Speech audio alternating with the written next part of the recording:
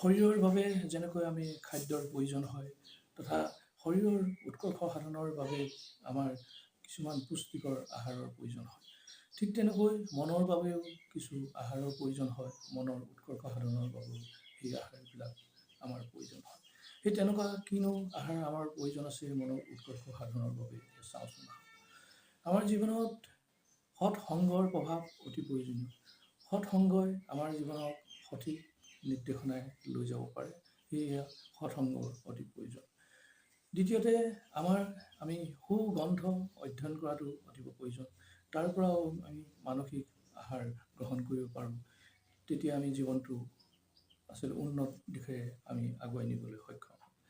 আৰু ইয়াৰ লগতে কোনো প্ৰেৰণাদায়ক বাণী শুনা, প্ৰেৰণাদায়ক দৃশ্য চোৱা ইত্যাদিবিলাকো আমাক মানসিক আহাৰত অৰিহণা যথেষ্ট প্ৰেৰণা দিয়ে।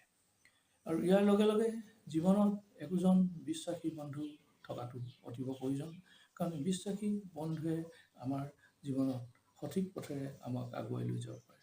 ইয়াৰ লগে লগে অতি গুৰুত্বপূৰ্ণ এটা কথা হ'ল, সেয়া হ'ল প্ৰকৃতিৰ সান্নিধ্য।